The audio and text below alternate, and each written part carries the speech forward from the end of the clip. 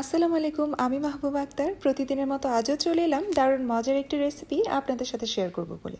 সাথে থাকছে কিছু টিপস অ্যান্ড ট্রিক্স যা জানা থাকলে আপনিও তৈরি করে খেতে পারবেন দারুণ মজার এই ডিমের কোরমাটি ঘরে থাকা মাত্র কয়েকটি উপকরণ দিয়ে। কোরমা তৈরি করার জন্য প্রথমে ডিমগুলো 20 মিনিট সেদ্ধ করে নিয়েছি। সেদ্ধ ডিম ঠান্ডা হয়ে গেলে খোসা ছাড়িয়ে পরিষ্কার করে নিয়েছি।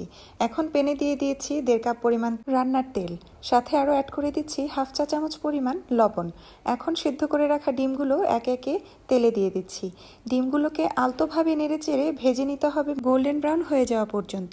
এই পর্যায়ে চুলার আঁচটা মিডিয়াম রাখতে হবে যাতে করে ডিমগুলো গোল্ডেন ব্রাউন হয়ে ভালোভাবে ভাজা হয়ে যায়, অন্যদিকে তেলও না ছিটে। ডিমগুলো ভাজা হতে হতে আমি একটি মশলা রেডি করে নিচ্ছি। নিয়েছি 20টা কাজু বাদাম, সাথে 1 টুকরো জয়ফল, 2 টুকরো জয়ত্রী, 1.5 কাপ পরিমাণ পেঁয়াজ আমি ব্লেন্ড করে নিচ্ছি। মশলাটা ব্লেন্ড করতে করতে ডিমগুলোও ভাজা হয়ে গেছে। এখন ভাজা ডিমগুলো আমি একটা পাত্রে তুলে নিচ্ছি। একই তেলে 1 কাপ পেঁয়াজ দিয়ে দিচ্ছি বেরেস্তার জন্য।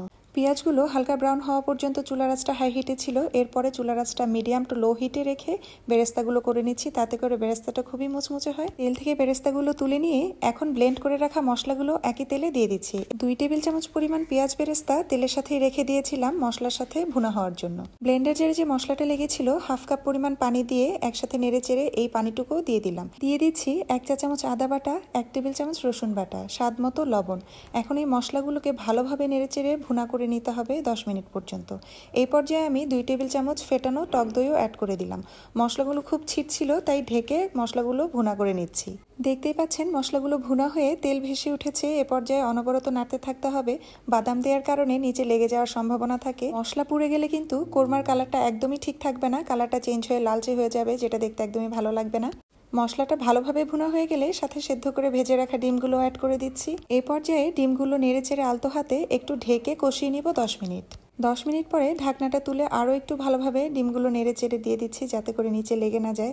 ডিমগুলো যখন মশলার সাথে ভুনা হচ্ছিল তখন এতটা লোভনীয় লাগছিল, মনে হচ্ছিল কোরমার ঝোল না দিয়ে এখান থেকে তুলেই সরাসরি খাওয়া শুরু করে দিই। আপনারা দেখে নিশ্চয়ই বুঝতে পারছেন কতটা লোভনীয় লাগছে। এ পর্যায়ে আমি 1 কাপ পরিমাণ দুধ এর সাথে অ্যাড করে দিলাম। যে কোনো কোরমা রান্নাতেই কিন্তু ঝোলের জায়গায় দুধটাই ব্যবহার করতে হয়, তাতে করে কোরমা খেতে খুব ভালো লাগে। 2 টেবিল চামচ বেরেস্তার সাথে 1/3 চা চামচ চিনি দিয়ে হাতের সাহায্যে একটু গুঁড়ো করে নিচ্ছি। এখন কোরমায় স্বাদমতো লবণ দিয়ে এই গুঁড়ো করে রাখা বেরেস্তাটাও অ্যাড করে দিলাম।